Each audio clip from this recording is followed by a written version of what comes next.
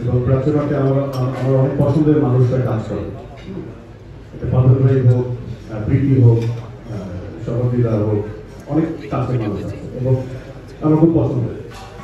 তো একই অর্থে মানে অন্যান্য নাগরিকও যে আমার পছন্দের না তা না, ঢাকার যে আমার পছন্দের না তা না, সবাই পছন্দ।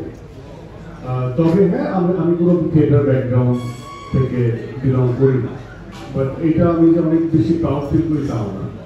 বাট একটা একটা অনুশাসনের মধ্য দিয়ে একজন পারফর্মারের বড় হওয়া অবশ্যই উচিত, কারণ সবাই হয়তো আমার মতো ব্লেসড হবে, সবাই হয়তো আমার মতো লাকি হবে, কিন্তু আমি যেটা আমার যেটা আমার সঙ্গে ঘটেছে সেটা হচ্ছে আমি অলরেডি আমি কাজ করা শুরু করি এবং সেখান থেকে একটা ফিডব্যাক পাওয়া শুরু করি এবং তখন আমি রাকেশের সাথে কথা বলতাম যে আমি কি থিয়েটারে জয়েন করবো, কারণ আমি এটা প্রফেশনালি একটা প্যাশন থেকে করতেছি, আমি প্রফেশনালি অ্যাক্টিংটাকে ডিল করতে চাই। তো তখন অনেক সিনিয়রই আমাকে বলেছে যে তুমি যেহেতু রেগুলার বেসিসে এখন অভিনয় করছো, তুমি থিয়েটারের যে সময়টা সেটা মেনটেন করতে পারবা, তার মানে যদি না করতে পারো তাহলে সেখানে জয়েন করার কোনো মানে হয় না। হ্যাঁ, আর যদি পারো সবকিছু বাদ দিয়ে তাহলে তো আমার কাছে মনে হয় যে আমার কাছে যখন থিয়েটার ব্যাকগ্রাউন্ড থাকে না, তখন একজন সিনিয়র মেম্বার আমার কাছে থিয়েটার বা আমার কাছে ইনস্টিটিউশন হয়ে কাজ করে যারা আমার কো-আর্টিস্ট। তো আমি অনেক সিনিয়র যাদের সাথে কাজ করছি তারা কিভাবে কাউন্টার দেয়, কিভাবে এক্সপ্রেশন দেয়, অ্যান্ড ওই প্রতিদিন কথা বলতাম। সো ওইটাই তখন আমার কাছে থিয়েটার, একজন কো-আর্টিস্ট আমার কাছে তখন থিয়েটার ছিল।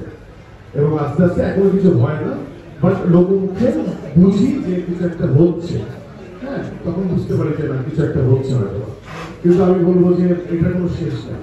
বাট যারা অভিনয়ে আসতে চায় আমার মনে হয় যে এভাবে থিয়েটার ব্যাকগ্রাউন্ড থাকাটা অবশ্যই খুব দরকার। Thank you. আর আপাতত কোনো কোশ্চেন নিচ্ছি না। আচ্ছা, একটা প্রশ্ন ছিল শাহিনের কাছে। শেষ।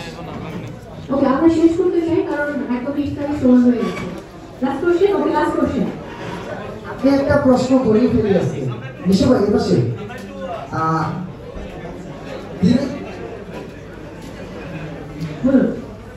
কোনো অভিনেতাকে আমি এতবার বলতে শিখিনি, পেছনের আসলে কৃতিত্ব রাখার ভাই কিভাবে দিচ্ছেন আমাকে, একটু রাখার ভাইয়ের কাছ থেকে শুনতে চাই। একটা প্রেস কনফারেন্সে না হলেও 20 বারের মতো তার নাম বলেছেন, এই অভিনেতাকে স্মরণ করা, মনে রাখা, এটা সে অভিনেতা যে ভুলে যায় না অভিনেতা।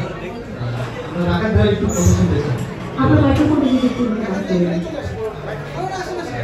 স্যার আপনি এখানে চলে আসুন।